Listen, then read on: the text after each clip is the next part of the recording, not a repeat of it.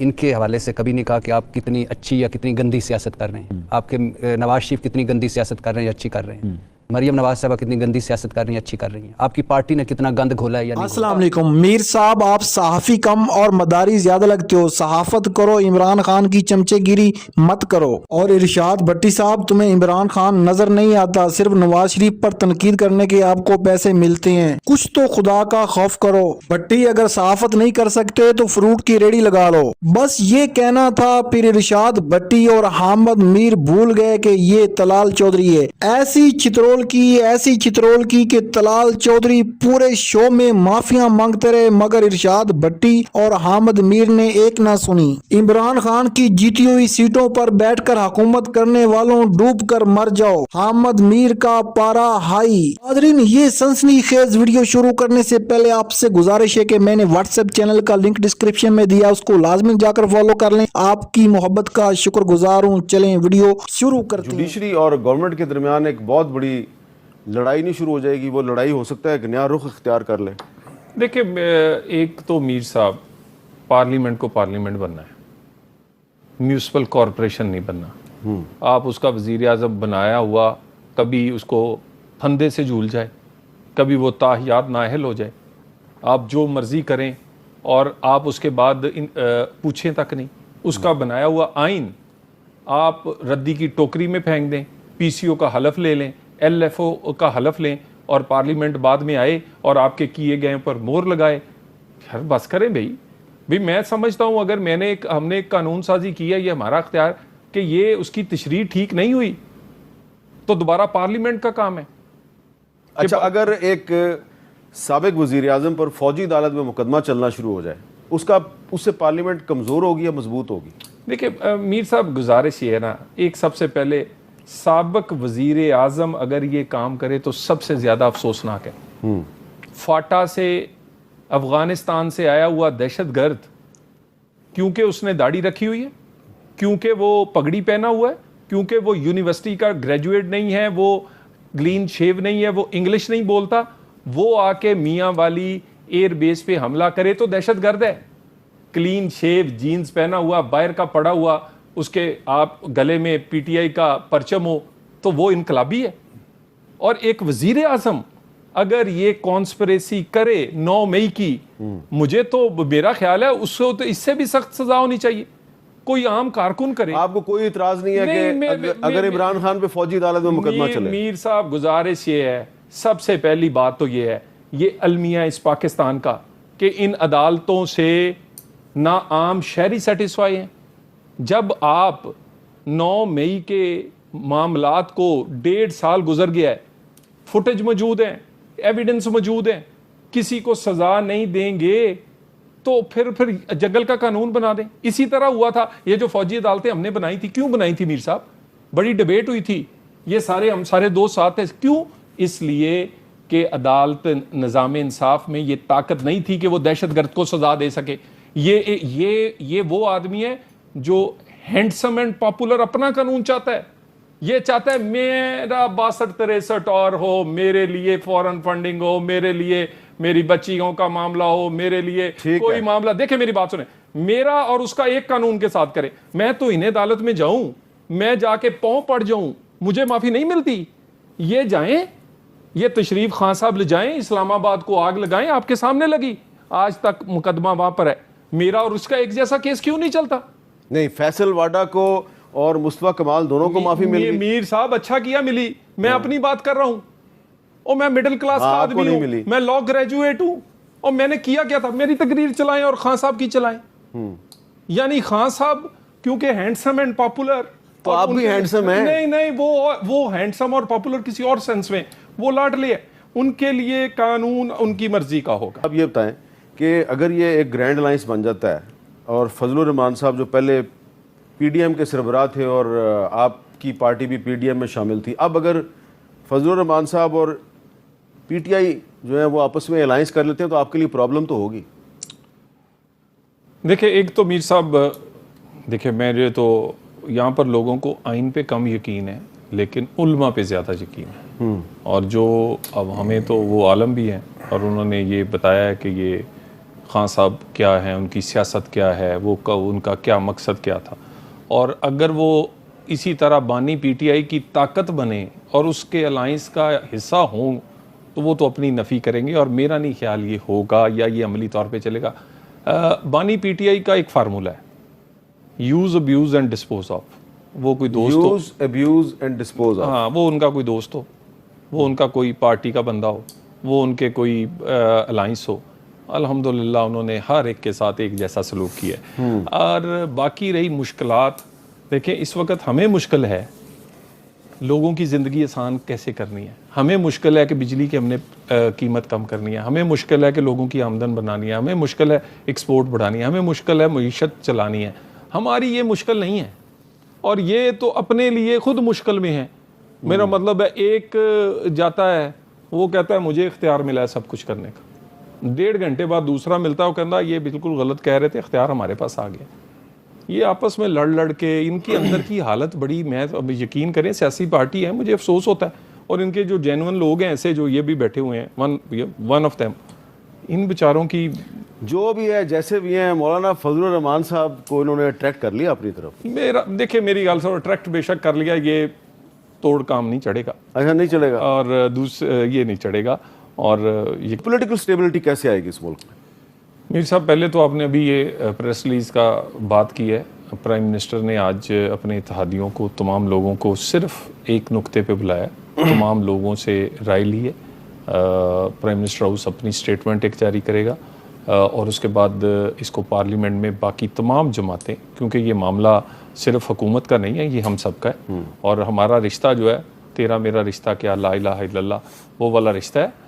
तो इस पे हम इंशाअल्लाह ताला तो मैंने जो कायदे-ए-आज़म की जो कोट्स जो आप ये इस किताब में तमाम चीजें मौजूद हैं, जो आपने कहा है इसको तो इसमें एक चीज शामिल कर लें जो आप कि प्राइम मिनिस्टर शहबाज शरीफ साहब जो बार बार कह रहे हैं ना, 2 स्टेट सोल्यूशन, तीन के लिए अगर किसी मुस्लिम लीडर ने आवाज उठाई है तो वो आप नंबर देंगे, वो शहबाज साहब। लेकिन 2 स्टेट सोल्यूशन कायदे-ए-आज़म के नजरियात के खिलाफ है। मैं उस पर डिटेल में नहीं, मैंने आपको बताया कि आज इस हानिया साहब के मामले पे एक पूरी मीटिंग हुई है, और हुकूमत और उसके बाद पार्लियामेंट में सब लोगों को ऑन बोर्ड लेकर इसका हम एक पाकिस्तान अपना मौक़िफ़ थे। ठीक है जी। अब दूसरी आप कह रहे हैं स्टेबिलिटी, देखें स्टेबिलिटी जो बानी पीटीआई है ना जी, उन्हें पाकिस्तान डिफ़ॉल्ट हो जाए, पाकिस्तान के 9 मई जैसा एक और वाक़या हो जाए, जो मर्ज़ी हो, उन्हें इक़्तिदार वापस चाहिए, उन्हें एक ऐसी फ़ौज और एक ऐसा सिपह सलार चाहिए जो उन्हें कंधों पर बिठाए, उनके मुकदमात माफ़ करवाए और वज़ीर आज़म हाउस पहुँचाए। कोई जमहूरियत नहीं। ये जंग ये नहीं लड़ रहे कि आप बाहर हो जाएं, नहीं नहीं, ये जंग लड़ रहे आप हमारी तरफ हो जाएं। ये जंग ये नहीं लड़ रहे कि नहीं नहीं हमें आपकी मुदाखलत कबूल नहीं, ये जंग ये लड़ रहे हैं हमारी तरफ से मुदाखलत करें। ठीक है। सो गुजारिश ये है, ये उनका एक पास्ट है बड़ा लंबा, उनकी एक हुकूमत में आपने सब कुछ देखा है कि कैसे चलता रहा है।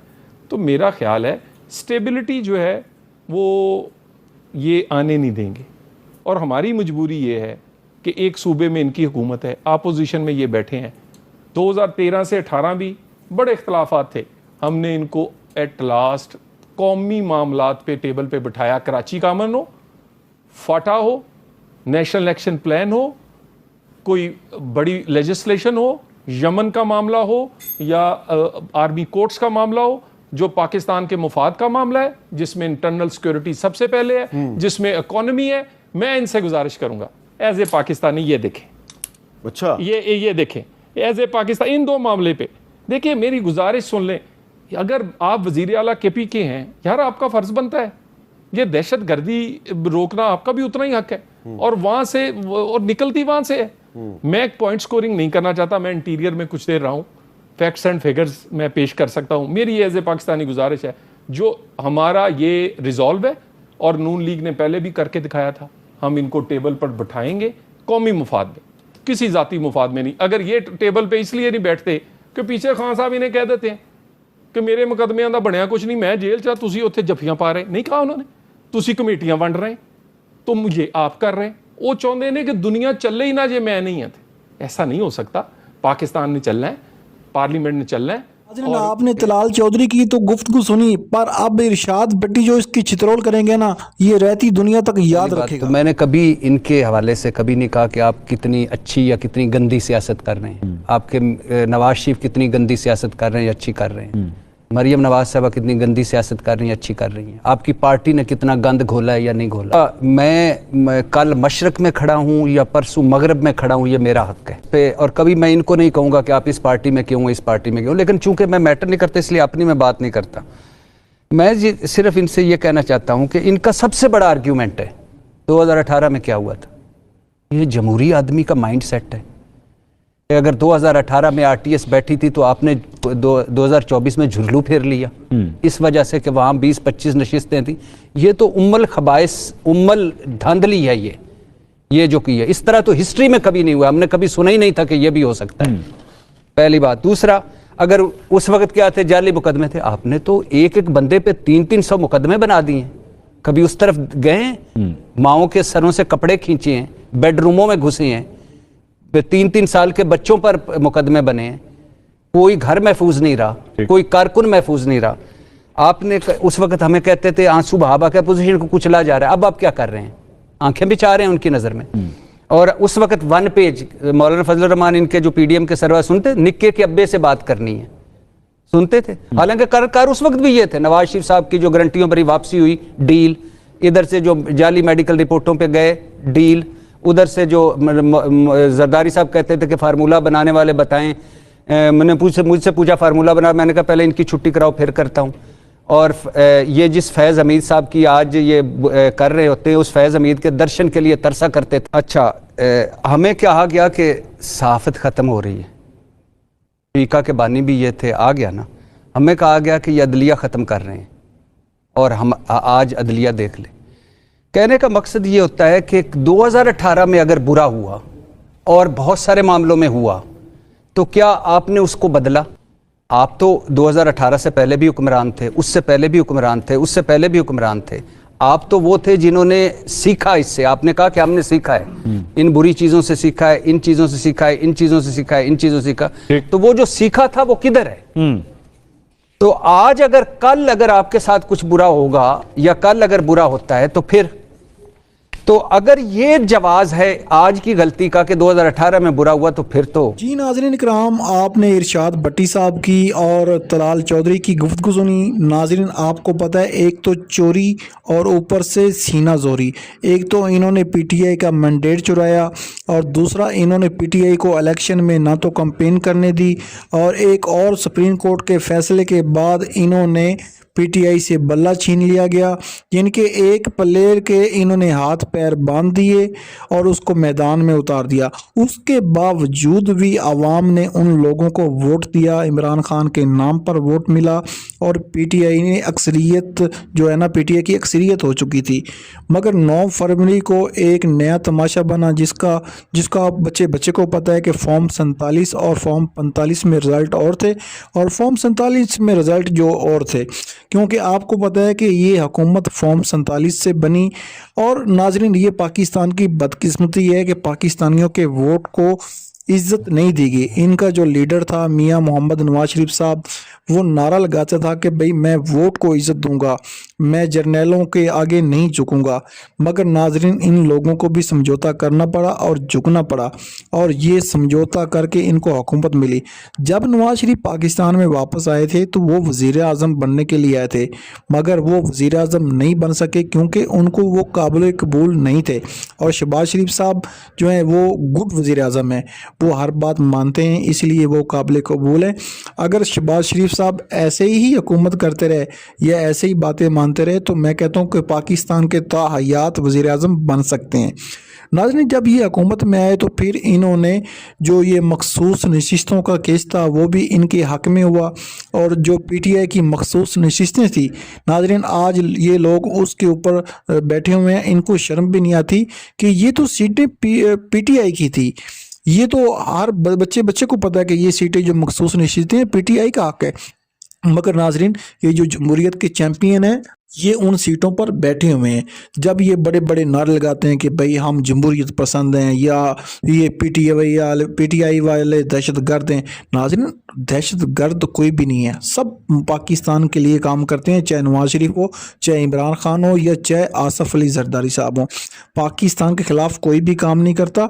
हाँ, गलतियाँ सबसे होती हैं और सबसे गलतियाँ हुई हैं। नवाज शरीफ साहब ने भी सुप्रीम कोर्ट पे हमला किया था, पीटीआई ने भी किया, और पीपल्स पार्टी के साथ भी नाज़रीन बहुत ज़्यादा जुल्म हुआ, मगर उसके बावजूद भी वो आज सियासत कर रहे हैं। पीपल पार्टी पर भी पाबंदी लगी, पर इन्होंने एक नई जमात का, जिसको कहते हैं पीपल पार्टी पार्लियामेंटेरियन, असल में अब इनकी जमात ये चल रही है। इरशाद भट्टी काफ़ी इनकी का अपना अंदाज़ है तनकीद करने का। ये हमेशा जो वक्त की हुकूमत होती है, चाहे वो इमरान खान की हो या चाहे वो नून लीग की हो या पीपल पार्टी की हो, ये तनकीद करते रहते हैं, और अपोजिशन की कोई गलती हो तो उस पर भी ये तनकीद करते हैं। दुआ है कि अल्लाह ताला पाकिस्तान में एक ऐसा निज़ाम लाए, एक ऐसा लीडर दे जो पाकिस्तान के लिए सोचे और पाकिस्तान को बुलंदी पर पहुँचाए। और ये सियासतदान भी तब होंगे जब पाकिस्तान होगा, और सबसे पहले पाकिस्तान। अगर आपको ये वीडियो अच्छी लगी तो वीडियो को लाइक कर दें, चैनल को सब्सक्राइब कर लें और बेल आइकन को भी प्रेस कर लें। आपकी मोहब्बत का शुक्रगुजार हूँ। मिलते हैं एक न्यू वीडियो में, तब तक अपने मेज़बान को इजाज़त दीजिए। अल्लाह हाफिज़।